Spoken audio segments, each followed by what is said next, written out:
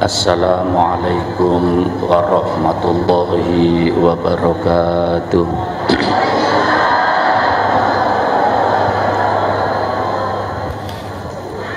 Bismillahirrahmanirrahim. Alhamdulillah nahmaduhu wa nasta'inuhu wa na'udzu billahi min syururi anfusina wa min sayyiati a'malina. Man yahdihillahu fala mudhillalah wa man yudlil fala hadiyalah.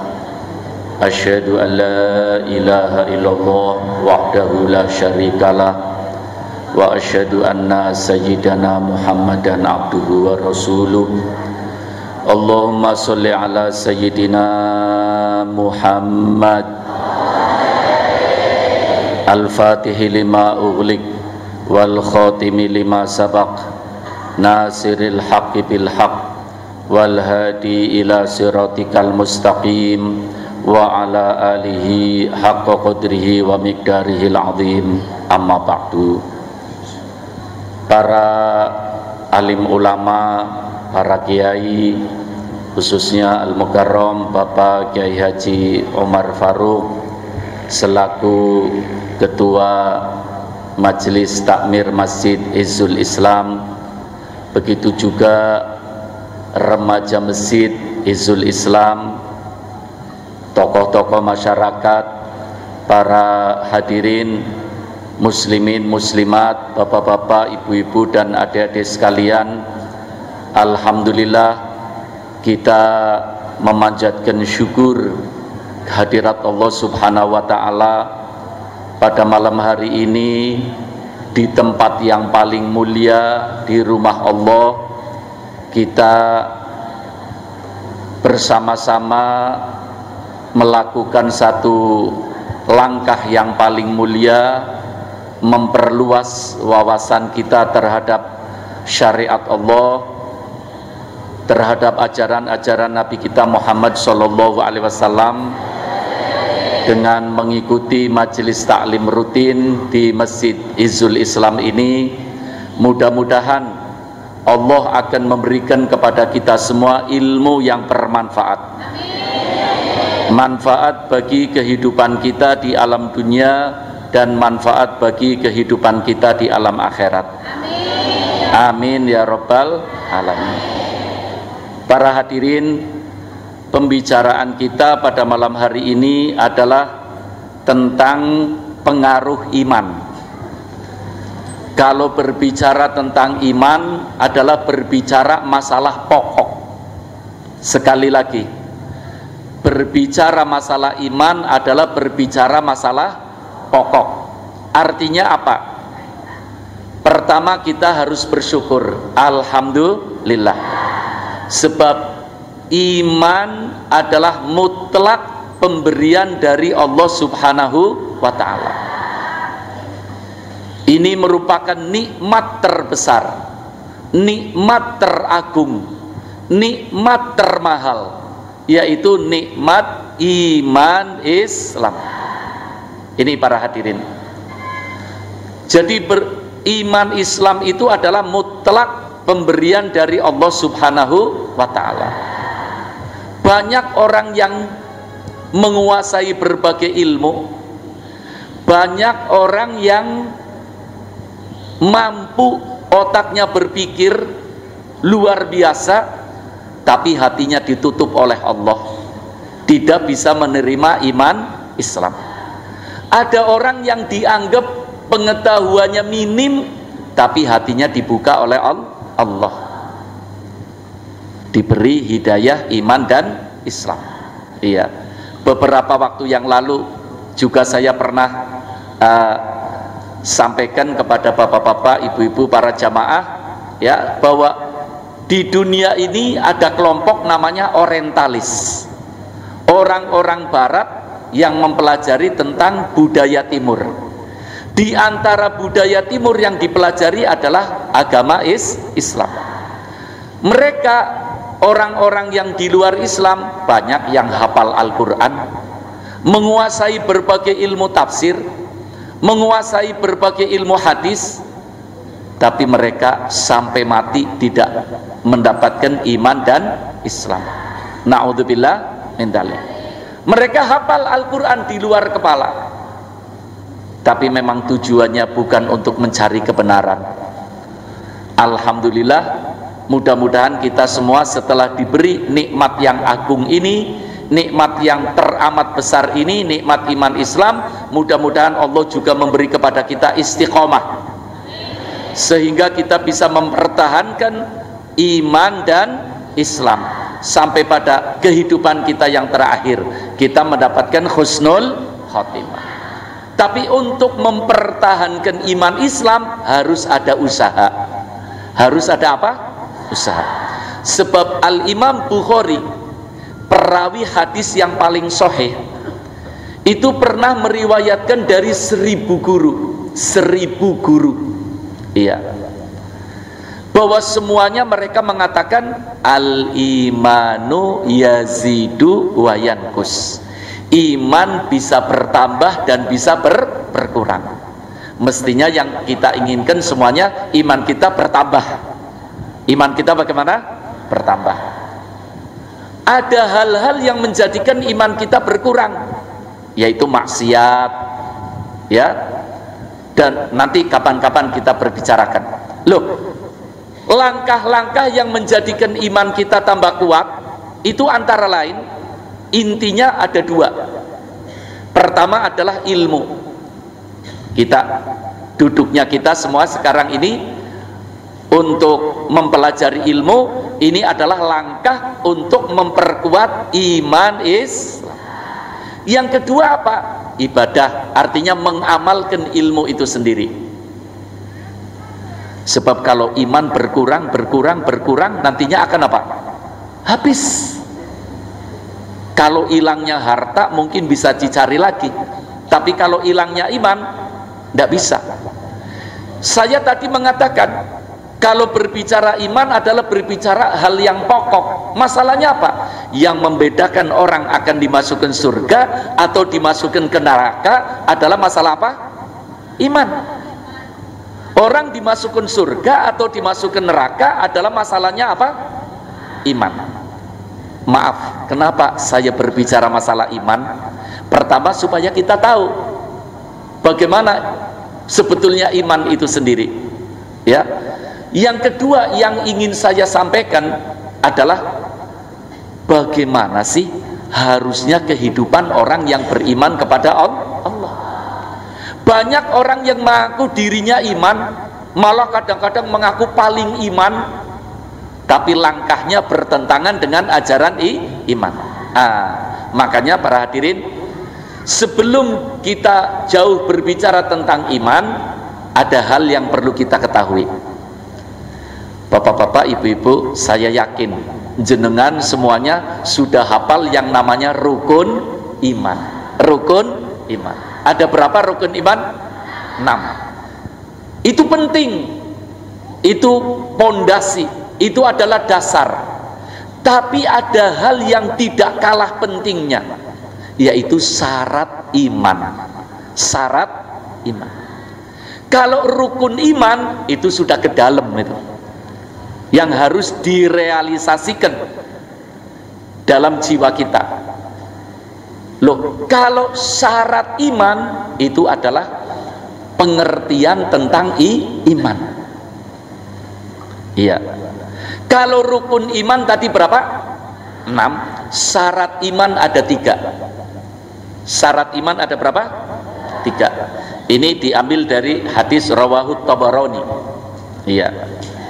Rasulullah SAW mengatakan bahwa al-imanu ma'rifatun bil qalbi wa qaulun bil lisan wa amalun bil arkan. Maaf, tadi syarat iman ada berapa? 3. Pertama, qaulun bil lisan, ucapan lisan. Asyhadu an la ilaha wa asyhadu anna Muhammadar Rasulullah, atau la ilaha Muhammadur Rasulullah. Ini namanya ucapan iman. Ucapan apa? Iman. Ini pertama syarat iman. Iya. Yang kedua, ma'rifatun bil qalbi, mengenal Allah lewat hati. Lisannya ngucap, hatinya percaya. Lisannya mengucap, hatinya percaya. Kemudian amalun bil arkan, badannya melakukan. Ini rukun yang syarat yang ketiga. Saya ulangi lagi ya. Pertama, lisannya mengucap. Yang kedua, hatinya percaya.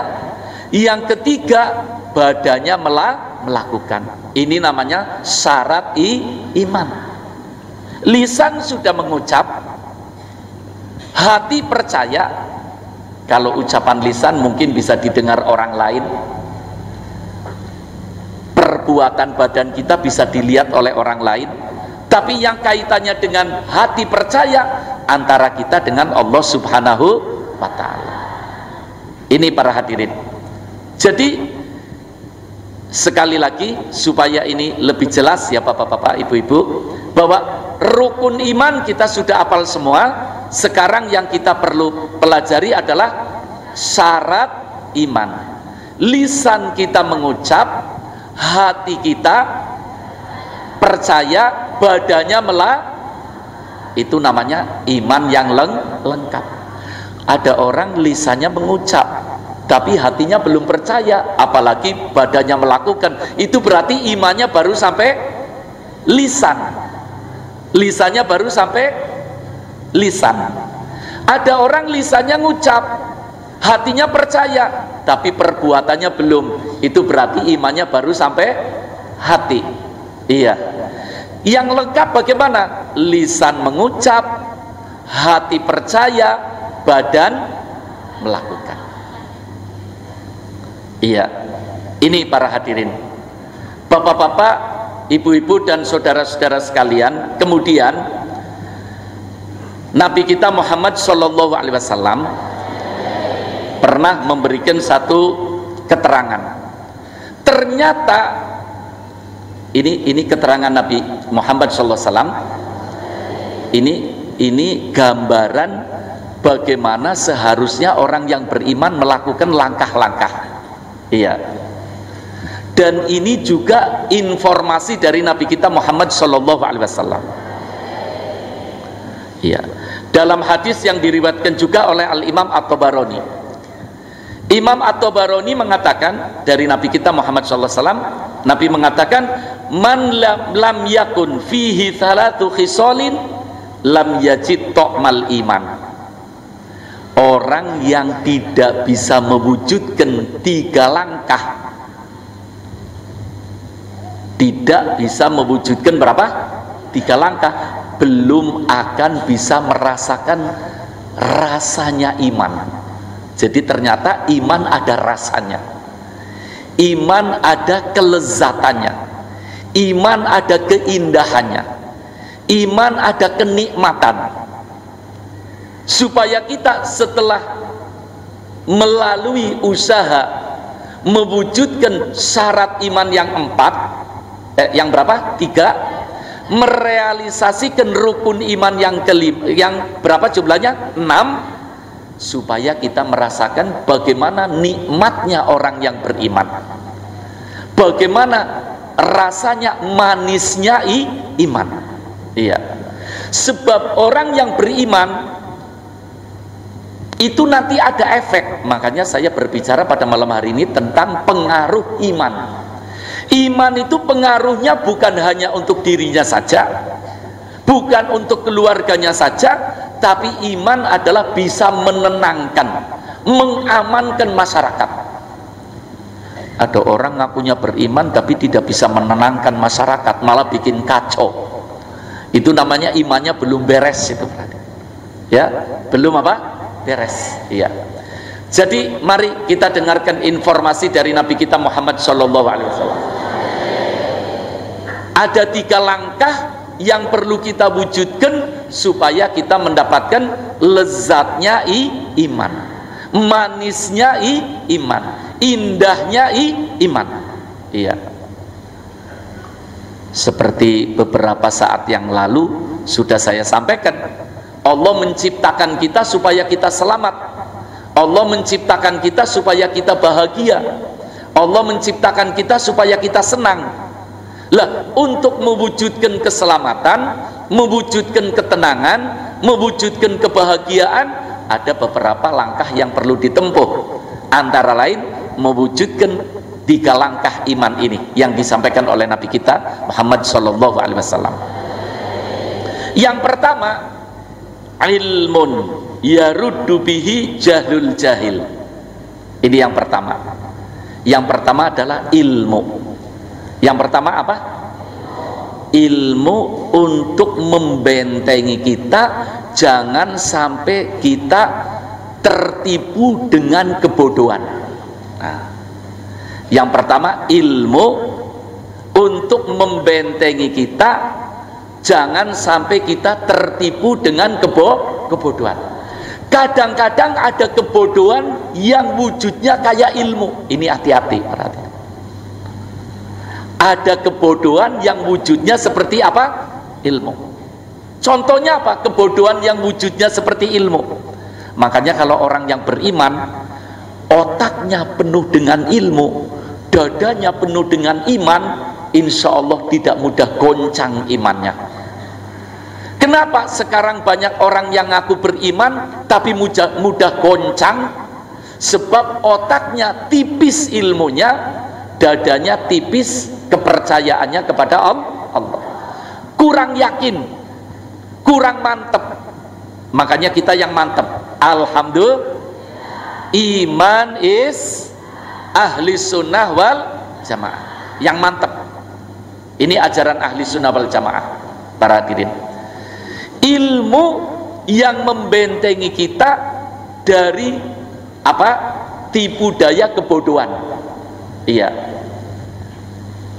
ada hal-hal satu kebodohan tapi kadang-kadang dianggapnya itu ilmu. Iya, menuding orang lain, merasa dirinya paling pinter, monopoli kebenaran, kami yang benar, yang lain salah. Itu adalah kebodohan yang kadang-kadang bentuknya seperti ilmu. Iya, sekarang lagi muncul ini hal-hal seperti ini, merasa dirinya paling benar, orang lain salah.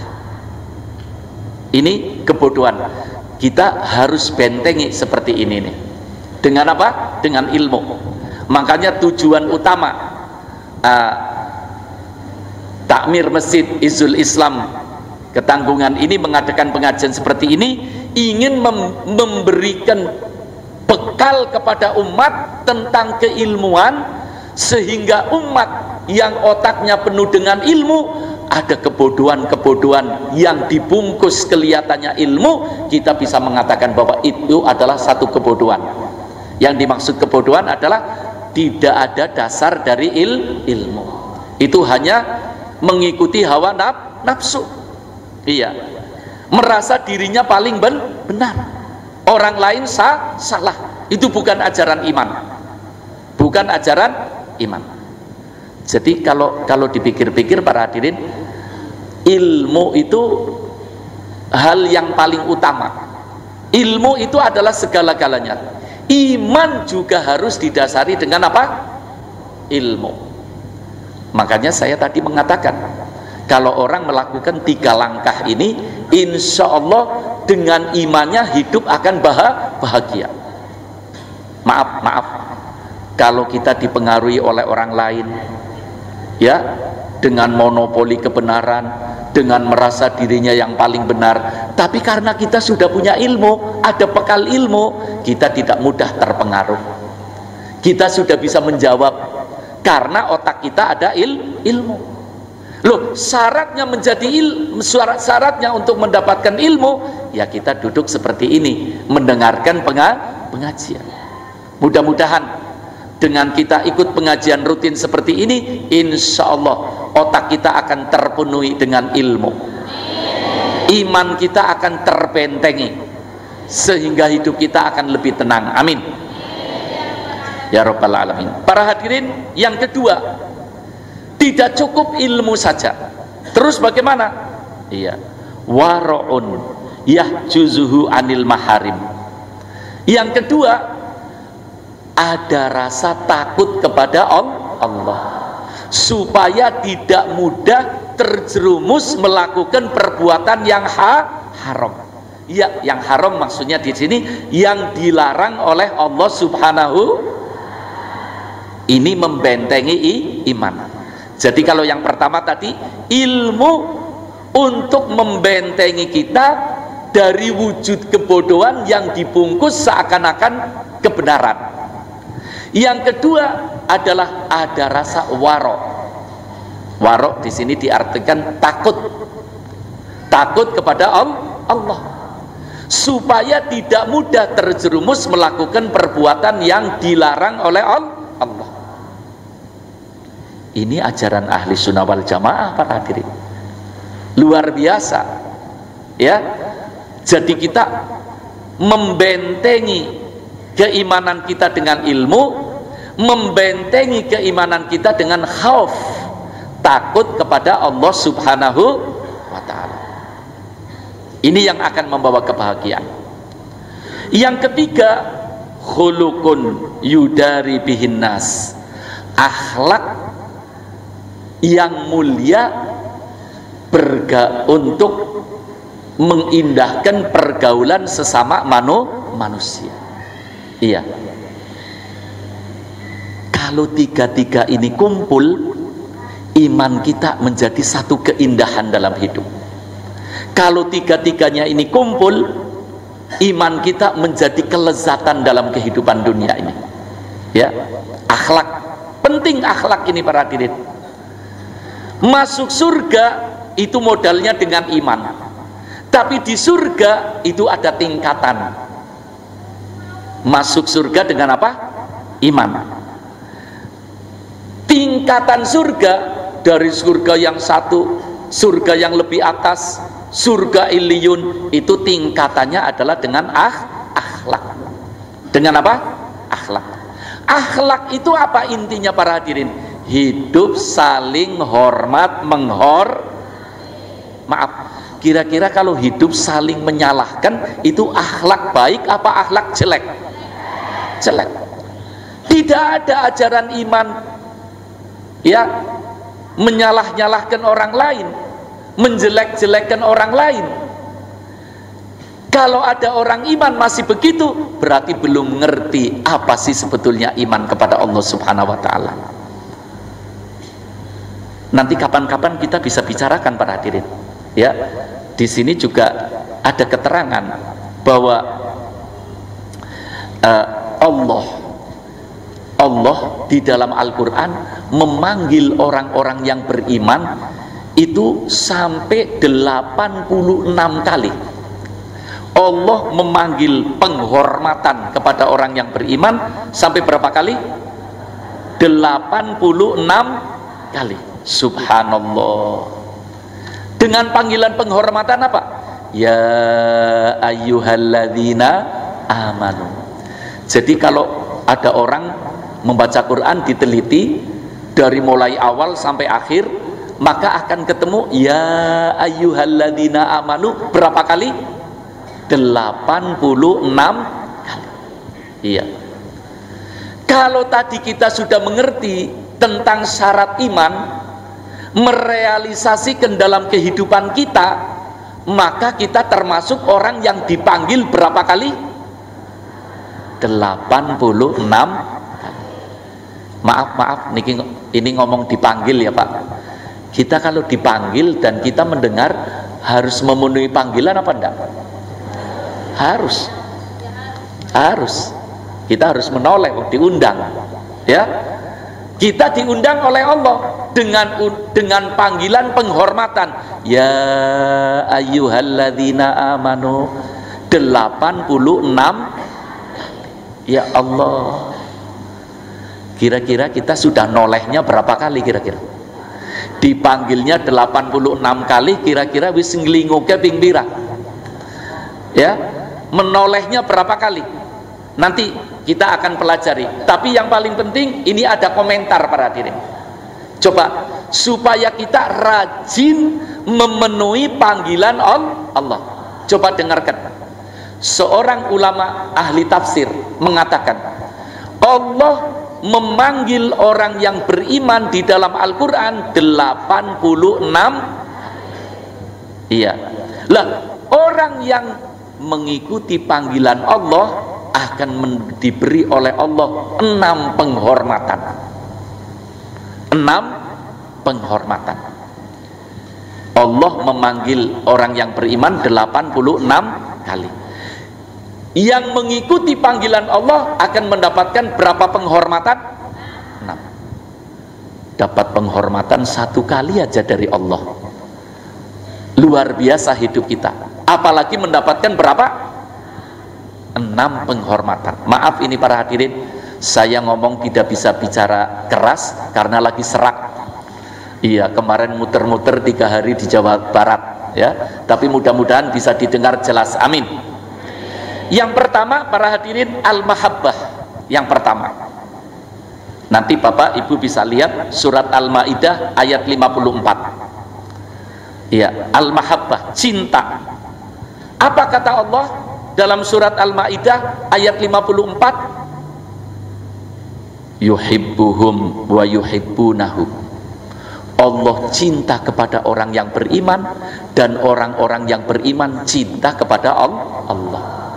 Saya beberapa waktu yang lalu berbicara tak masalah cinta dalam majelis ini. Cinta itu indah, cinta itu nikmat. Iya. Jadi Allah menciptakan kita itu karena mahabbah, karena cinta.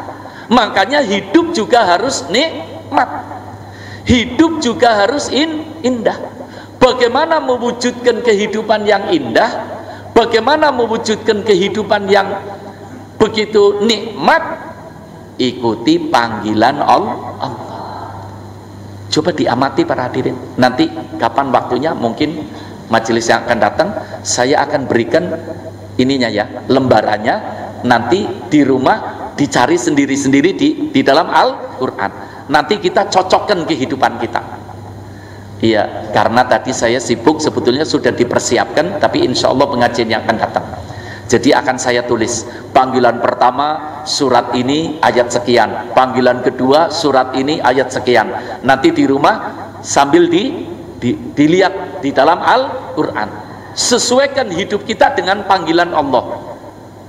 Pasti hidup kita akan nikmat. Pasti hidup kita akan bahagia sebab mendapatkan kecintaan dari Allah Subhanahu wa ta'ala.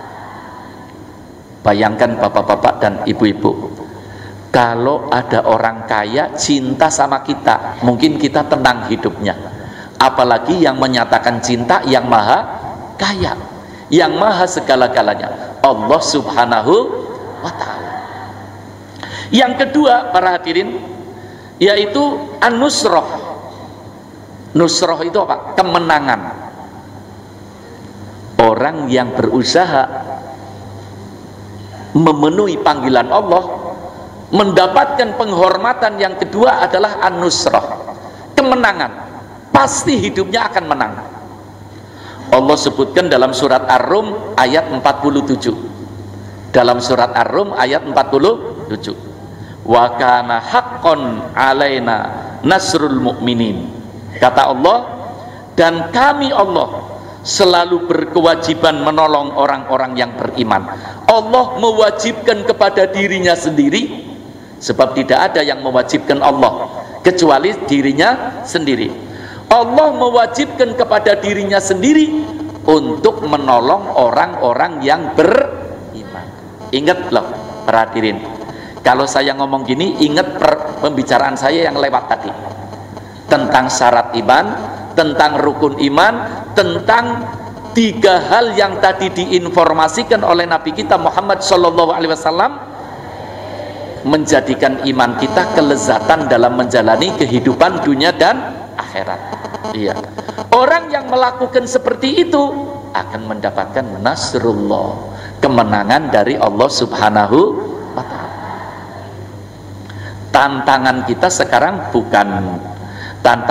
sekarang bukan senjata. Tantangan kita sekarang, ya, Masya Allah, yaitu tentang akidah. Iya, dan akidah kaitannya dengan iman. Iman tadi saya katakan adalah masalah pokok yang menentukan orang masuk surga atau menentukan orang masuk neraka. Supaya kita mendapatkan nusrah, kemenangan dari Allah, ikuti panggilan-panggilan Allah. Kita akan mendapatkan penghormatan dari Allah. Pasti ini. Yang ketiga, al-izzah, kemuliaan. Hidupnya akan mulia. Mulia di dunia dan mulia di akhirat. Nanti lihat surat Al-Munafiqun ayat 8. Allah berfirman dalam surat Al-Munafiqun ayat 8, walillahil izzatu wali rasulihi walil mu'minin. Hanya bagi Allah kemuliaan, hanya bagi Nabi Muhammad SAW dan bagi orang-orang yang beriman. Ini juga ngomong iman dari tadi supaya ada perbedaan ya para hadirin antara iman dengan Islam. Islam belum tentu iman, kalau iman pasti Islam. Orang Islam belum tentu iman. Maaf. Orang mengucapkan asyhadu an la ilaha illallah wa asyhadu anna muhammadar rasulullah, itu berarti orang sudah masuk Islam. Masalah nanti hati, kepercayaannya, amaliyahnya, itu nanti hubungannya dengan iman. Hanya ngucap asyhadu an la ilaha illallah wa asyhadu anna muhammadar rasulullah. Masalah hati kita tidak tahu, amaliyahnya tidak mengamalkan apa-apa, itu namanya baru Islam. Baru Islam. Iya, belum iman. Ini juga pernyataan Allah dalam Al-Quran. Allah pernah menyatakan, ya, mereka itu baru berislam, belum beriman. Orang dinyatakan beriman kalau 3 syarat itu penuh. Lisannya ngucap, hatinya percaya, badannya melakukan. Dan ini kalau ngomong kemuliaan para hadirin luar biasa. Kemuliaan datangnya, kita disamakan. Kemuliaan hanya milik Allah, milik Rasulullah, milik orang yang beriman. Berarti kita disejajarkan. Milik Allah, milik Rasul, milik orang yang beriman. Diangkat derajat kita oleh Allah Subhanahu wa taala. Tapi bapak-bapak, ibu-ibu, ini semuanya memang butuh apa? Butuh perjuangan. Butuh perjuangan. Kita lanjutkan. Penghormatan yang ketiga yang Allah persiapkan untuk orang yang beriman, yaitu ar-rahmah. Hidupnya akan selalu dirahmati oleh Allah. Rahmat itu segala-galanya para hadirin. Rahmat segala-galanya. Orang masuk surga karena rahmat. Orang dijauhkan dari neraka karena rahmat. Dapat syafaat karena rahmat. Wa rahmati wasi'at kulla syai'. Kata Allah, rahmatku mencakup semuanya. Iya, jadi orang kalau mendapatkan rahmat berarti mendapatkan seluruh kebaikan yang datangnya dari Allah. Nanti lihat dalam surat Al-Ahzab ayat 43. Allah berfirman, wa kana bil mu'minina rahima. Wa kana bil mu'minina rahima. Dan adalah Dia Allah Maha penyayang kepada orang-orang yang beriman. Para hadirin, kalau Allah sudah sayang kepada kita, insya Allah segala-galanya akan berjalan lancar. Kita percaya bahwa kita ini hidup di dunia sedang diuji oleh Allah. Kalau dengar ujian, ngeri apa enggak? Ngeri. Ya. Kalau ngomong ujian itu ngeri. Iya. Kita diuji kuat apa enggak? Takut tidak kuat. Makanya kita berusaha menjadi orang yang beriman supaya tidak diuji, tapi menjadi abdan. Allahumma inni as'aluka abdan ihsana, supaya menjadi hamba yang disayang oleh Allah. Bagaimana supaya kita menjadi hamba yang disayang oleh Allah? Kita berusaha mewujudkan iman. Panggilan iman. Yang kelima, yaitu al-fadlu wal maghfirah. Al-fadlu wal maghfirah, anugerah dan ampunan. Nanti bisa lihat dalam surat Al-Ahzab juga ayat 47, Allah mengatakan wa basyiril mu'minina bi anna lahum minallahi fadlan kabira. Fadl itu artinya keluberan, kelebihan dari Allah Subhanahu wa ta'ala. Yang terakhir asy-syafa'atul uzma. Iya, Allah berfirman dalam surat Yunus ayat 3, wa basyiril ladzina amanu anna lahum qadama sidqin inda rabbihim. Orang-orang yang beriman, bergembiralah wahai orang-orang yang beriman, mereka mempunyai kedudukan yang tinggi di sisi Allah. Kalau kedudukannya tinggi di sisi Allah, sudah semuanya akan beres. Nah, kita sekarang para hadirin memasuki pembicaraan inti kita, pengaruh iman. Kalau kita sudah lihat dari pembicaraan iman yang semuanya, bagaimana fungsi dan peranan iman kita. Kalau mempelajari tadi 86 panggilan Allah, itu harus kita pelajari, tapi butuh waktu. Sekarang kesimpulan dari 87 panggilan Allah diungkapkan oleh seorang mufassirul kabir, Al-Imam Abu Bakar Ar-Razi rahimahullah. Bapak-bapak, ibu-ibu, di sini menggambarkan iman itu bagaikan pohon. Iman bagaikan apa? Pohon ada cabangnya. Ada apa? Apa sih cabang itu bahasa Jawanya? Pang. Iya. Nah, jadi iman itu bagaikan pohon. Iya, pohon iman ada 8 cabang, 8 pang. Mari kita baca satu persatu, kemudian kita usahakan wujudkan dalam kehidupan kita. Malah ini diktat ini malam hari ini adalah koreksi terhadap keimanan kita. Kalau kita sudah mengaku dirinya sebagai orang yang beriman, harus beginilah perbuatan kita. Ada berapa tadi? 8 pengaruh iman. Yang pertama, husnun yantahi ila qalbihi wa samaratuhu sihhatul i'tiqad. Yang pertama, cabang yang pertama adalah cabang yang ada di hati. Kalau iman sudah berada di hati, menancap, apa buahnya? Sihhatul i'tiqad. Akidahnya pasti benar. Akidahnya pasti benar. Jadi kalau ada orang yang akidahnya belum benar, berarti imannya belum menancap di hati. Maaf, kalau belum menancap berarti goncang apa enggak? Kalau goncang berarti ragu. Na'udzubillah, kita tidak boleh ragu-ragu. Kita yakin bahwa Tuhan kita Allah Subhanahu. Nabi Muhammad adalah afdholul khalqi alal itlaq. Nabi Muhammad adalah makhluk Allah yang paling mulia. Dan para ulama mengambil ilmu dari Allah, dari Nabi Muhammad untuk membimbing kita.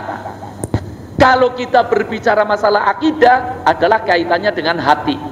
Kalau berbicara masalah hati kaitannya dengan iman.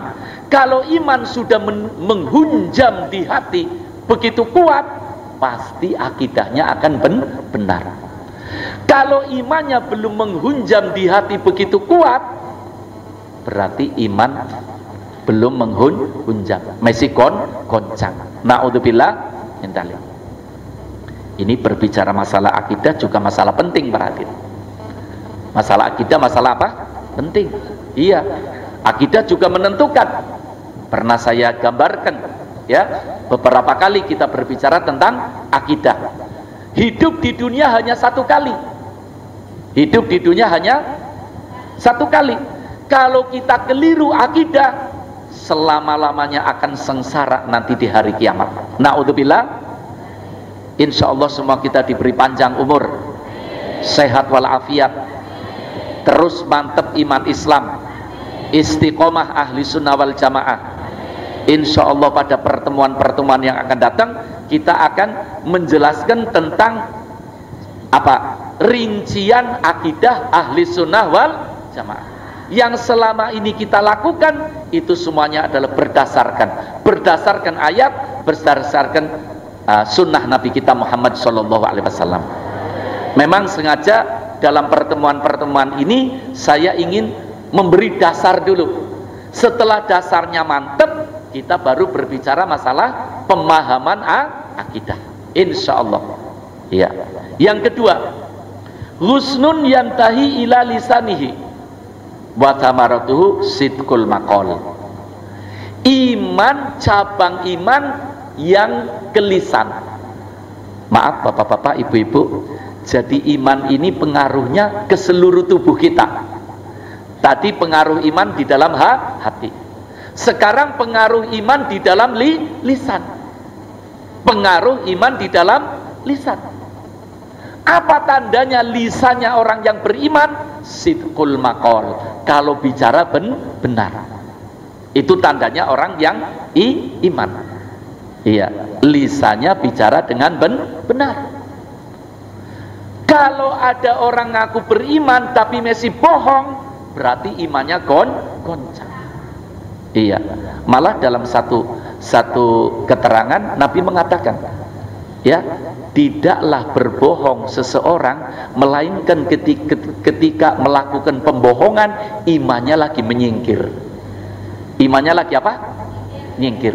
Sebab tidak mungkin ada hati yang beriman tapi lisannya bohong, tidak mungkin. Jadi ketika lisan lagi melakukan pembohongan, maka iman nyingkir. Nanti kalau imannya kembali lagi dalam keadaan lemah. Iya. Qulil haq walau kana murra. Sampaikan yang benar walaupun akibatnya pahit, tapi nanti akan mendapatkan manisnya kehidupan di alam akhirat. Yang ketiga, husnun yantahi ila yadaih. Iya, saya juga beberapa waktu yang lalu sudah berbicara masalah lisan. Lisan ini juga menentukan para hadirin. Orang hidup akan mulia karena lisannya. Orang dicaci juga karena lisan. Sampai-sampai pada puncaknya lisan bisa membawa orang menuju pintu surga, lisan juga bisa membawa orang kepada menuju pintu neraka. Na'udzubillah min dzalik. Iya. Dan berbicara masalah lisan juga berbicara masalah iman.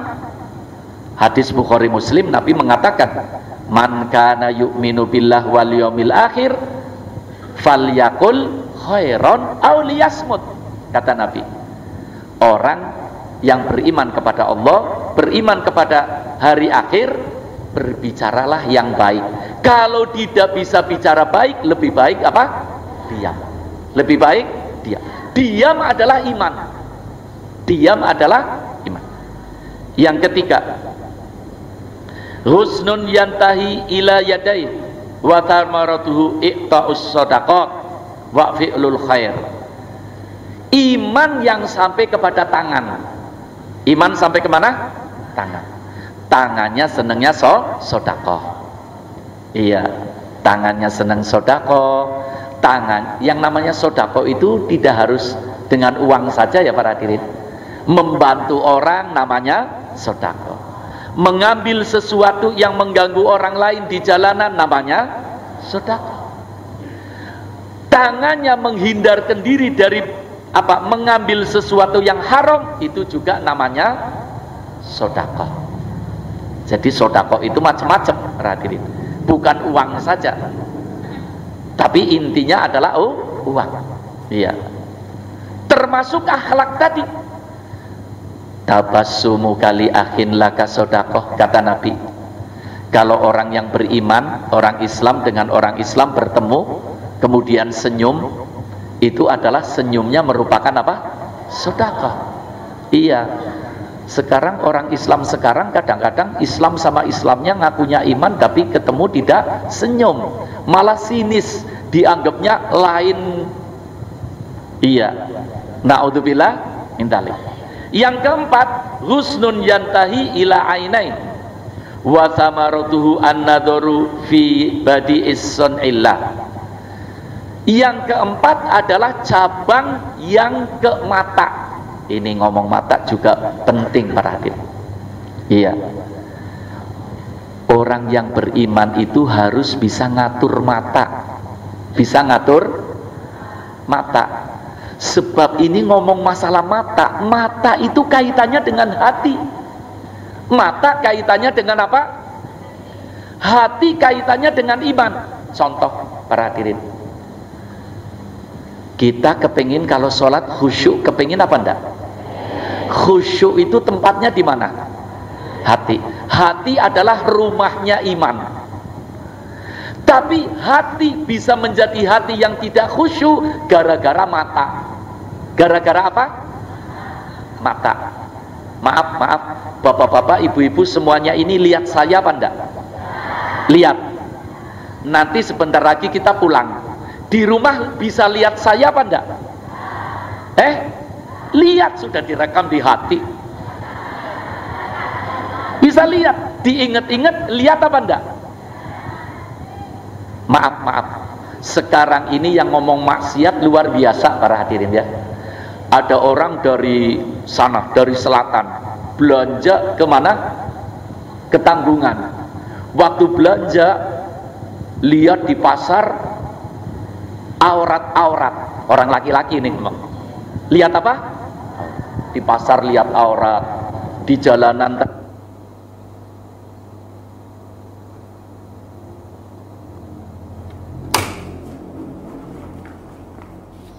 apa enggak?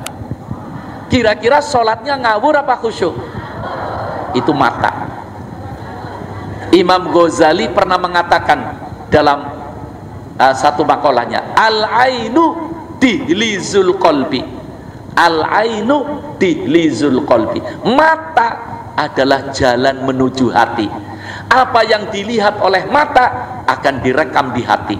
Kalau sudah direkam di hati, satu saat akan diputar lagi, akan nongol lagi itu rekaman. Maaf, kalau kita matanya senengnya lihatnya orang-orang soleh, lihatnya para ulama, para kiai, kalau diputar lagi ya nongolnya yang baik. Tapi tiap hari lihatnya artis terus di TV. Kira-kira bagaimana para hadirin? Ini maksudnya saya ngomong gini supaya kita hidupnya harus dirubah juga setelah mempelajari iman. Iya, setelah mempelajari iman. Yang kelima, husnun yantahi ila sam'ihi wa thamaratuhu yasma'u. Iya, ma yurdihillah. Kalau tadi cabang iman yang ke mata, usahakan matanya untuk melihat sesuatu yang menjadikan mengagungkan Allah subhanahu. Cabang iman yang ke telinga, supaya telinga senang mendengar sesuatu yang diridhoi oleh Allah. Insya Allah sudah ngerti lah yang diridhoi oleh Allah.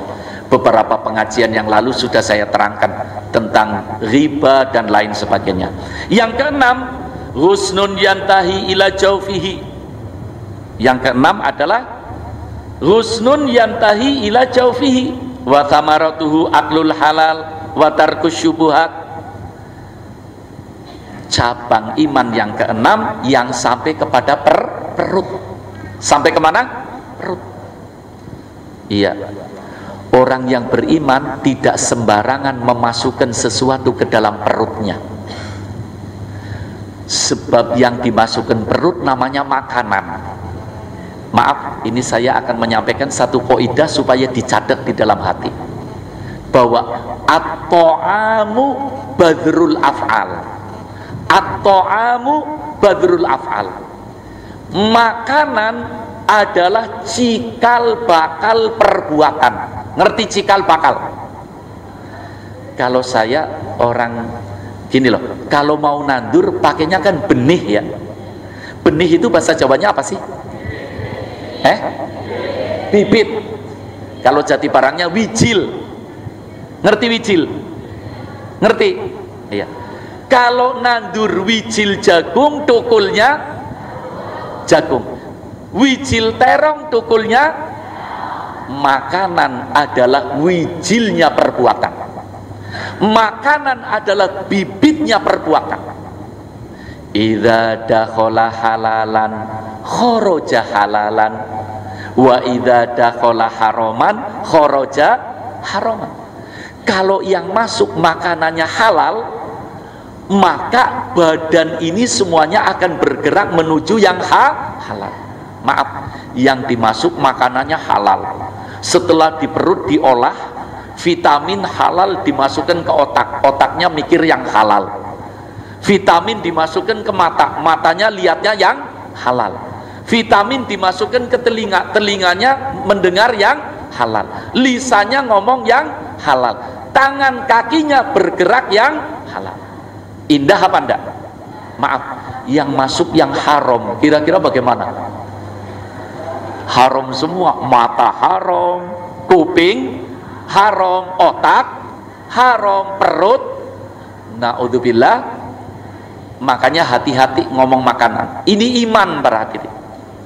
Ya, bahwa makanan, makanya ini iman yang sampai kepada perut. Lisannya sih ngucap terus, katanya hatinya percaya. Ya, badannya sih mau ibadah, tapi imannya ndak sampai ke perut. Makanya yang haram. Naudzubillah. Saya yakin para hadirin, kalau kita mau berusaha mencari rizki yang halal, insya Allah Allah akan memberikan kepada kita yang halal. Makanya di diktat itu nanti saya berikan doa. Doa itu boleh saya katakan itu namanya doa anti melarat, doa anti miskin. Ini kata Nabi kita Muhammad SAW yang diriwayatkan oleh Al-Imam Al-Hakim At-Tirmidzi. Kita lanjutkan dulu yang ketujuh. Yang ketujuh adalah husnun yantahi ila nafsihi wa samaratuhu tarkus syahawat. Iman termasuk mempengaruhi hawa nafsu. Hawa nafsu. Iya, beberapa pengajian yang lalu juga saya sudah menerangkan tentang bahwa setiap manusia mempunyai hawa nafsu satu, tapi hawa nafsu mempunyai berapa sifat? 3, ya. Ada ammaratun bisu, ada lawamah, ada mutmainnah. Orang yang beriman harus bisa merubah hawa nafsu dari amarah menjadi lawamah, dari lawamah menjadi mutmainnah dengan iman. Iya. Yang terakhir yaitu husnun yantahi ila rijlai wa tamaratu al-masyu ila ta'at. Cabang iman yang sampai kepada kaki, sampai kepada kaki. Bagaimana mempengaruhi kaki? Kakinya selalu dilangkahkan menuju yang diridhoi oleh Allah Subhanahu wa ta'ala. Mudah-mudahan semuanya ini akan wujud pada diri kita. Amin.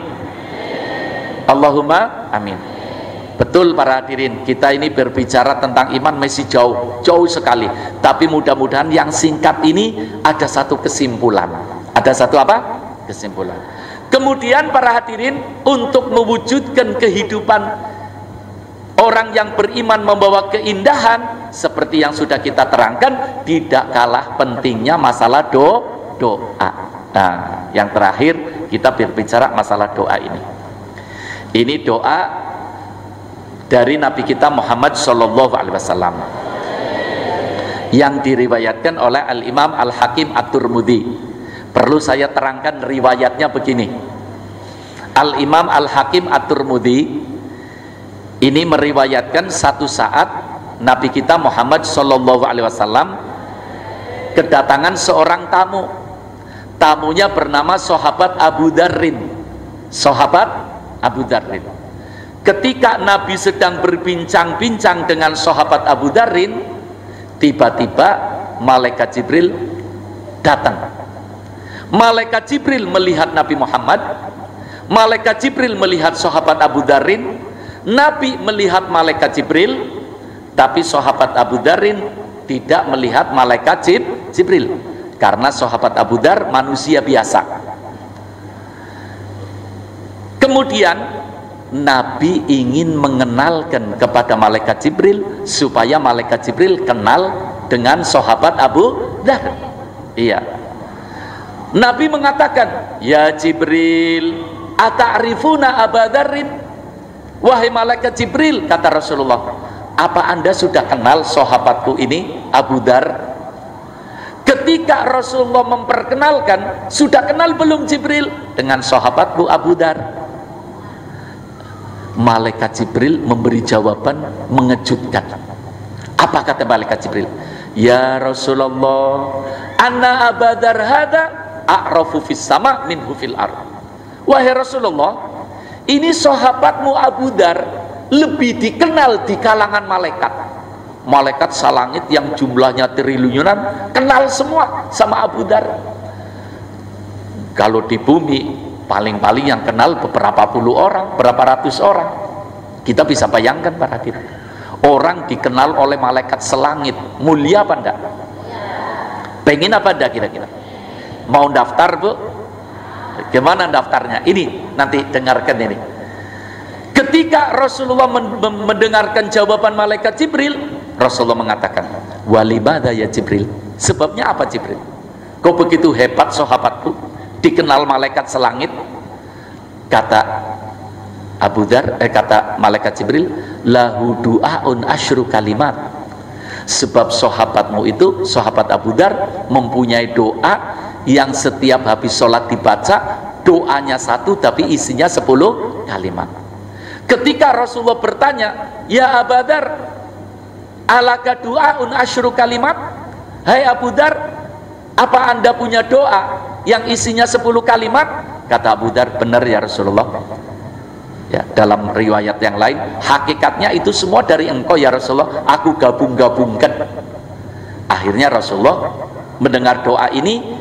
Rasulullah ingin umatnya semuanya membaca doa ini, dari pentingnya ini doa. Dan Rasulullah berkomentar, orang yang membaca doa ini setiap selesai sholat, imannya akan bertambah kuat. Ini kaitannya dengan iman. Orang yang membaca doa ini setelah sholat, maksudnya setelah sholat begini loh, kita sholat jamaah, setelah sholat jamaah kita berzikir bersama imamnya, berdoa bersama imamnya, kemudian setelah selesai bersama imam kita berdoa membaca doa ini. Iya. Orang yang membaca doa ini setiap selesai sholat, ilmunya bakal bermanfaat. Tidak hanya sekedar mendengar seperti ini, tapi nanti pulang diberi hidayah, inayah, pertolongan oleh Allah untuk mampu untuk mengamalkan. Orang yang baca doa ini setiap habis sholat, kalau ibadah terutama sholat, hatinya akan khusyuk. Maaf, kita kalau sholat banyak khusyuknya apa banyak gelambiarnya? Nah, ini obatnya ini ya. Di samping usaha latihan khusyuk, ini obatnya. Mudah-mudahan kita menjadi minal khosyiin, orang-orang yang sholatnya khusyuk. Amin. Orang yang baca doa ini satu kali setiap habis sholat, terhindar dari berbagai bencana. Mudah-mudahan bencana dunia dan bencana akhirat. Kemudian Rasulullah menerangkan, orang yang baca doa ini setiap habis sholat, tangannya di atas terus. Tangannya di atas. Kalau tangan di atas itu berarti memberi apa meminta? Kalau memberi berarti mampu apa miskin? Orang yang baca doa ini tangannya tidak akan di bawah. Tidak usah ngomong kaya, yang penting dicukupi oleh Allah. Amin. Mudah-mudahan hidupnya barokah. Ketika Rasulullah sedang menerangkan, malaikat Jibril mengatakan, ya Rasulullah, al jannatu mushtaqatun ilaih. Wahai Rasulullah, surga rindu kepada orang yang baca doa ini. Mudah-mudahan termasuk kita. Sebetulnya ya kitanya yang rindu pada surga, tapi ini surganya yang rindu kepada kita. Ini hadis diriwayatkan oleh Al-Imam Al-Hakim At-Tirmidzi dalam sanad yang sahih. Mari kita baca doanya. Saya baca, kalau saya baca, bapak-bapak, ibu-ibu lihat tulisannya, kalau saya berhenti baca bareng-bareng yang semangat. Bismillahirrahmanirrahim. Monggo. Allahumma inni as'aluka imanan daima wa as'aluka qalban khashi'a wa as'aluka ilman nafi'a wa as'aluka yaqinan shadiqa wa as'aluka dinan qayyima wa as'aluka al-afiyata min kulli baliyah wa as'aluka tamamal afiyah wa as'aluka dawamal afiyah wa as'aluka syukra alal afiyah wa as'aluka al-ghina anin nas. Ini kalau dihitung-hitung as'alukanya 10 kali. Dan berapa tahun yang lalu ada acara di sini sebetulnya saya sudah sampaikan. Dan di beberapa daerah sekitar Ketanggungan saya sudah sampaikan. Sengaja saya berkali-kali supaya umat hafal ini kita semuanya. Dan diamalkan supaya kita bersama-sama banyak berdoa. Bagi pengurus masjid, remaja, mohon maaf malam hari ini saya tidak bisa berbicara panjang karena suara saya dan kondisi saya kurang sehat, tapi mudah-mudahan yang singkat ini membawa manfaat. Ini merupakan pembekalan iman, mudah-mudahan iman kita semakin kuat, amin. Insya Allah kita diberi panjang umur, sehat walafiat, tetap istiqomah. Insya Allah bisa ketemu lagi pada malam Selasa Kliwon yang akan datang, akan lebih bermanfaat lagi. Bismillahirrahmanirrahim. Alhamdulillahirabbil alamin. Allahumma shalli ala sayyidina Muhammadin wa ala ali sayyidina Muhammad. Allahumma ja'al jam'ana hadza jam'an marhuma wa tafarruqana min ba'di tafarruqan ma'suma wa la taj'al fina wa la ma'ana syaqiyan wa la mahruma. Allahumma nas'aluka al-lutfa ma'at tadbir fi ma jarat bihil maqadir innaka ala kulli syai'in qadir wa la haula wa la quwata illa billahil aliyil azim. Allahumma hyina 'alal islami was sunnah wa tawaffana 'alal imani wat taubah. Rabbana atina fid dunya hasanah wa fil akhirati hasanah wa qina adzabannar. Wa sallallahu ala sayyidina Muhammadin wa ala ali sayyidina Muhammad. Subhana rabbika rabbil izzati amma yasifun wa salamun alal mursalin walhamdulillahi rabbil alamin. Taqabbalallahu minna wa minkum taqabbal ya karim. Wassalamu alaikum warahmatullahi wabarakatuh.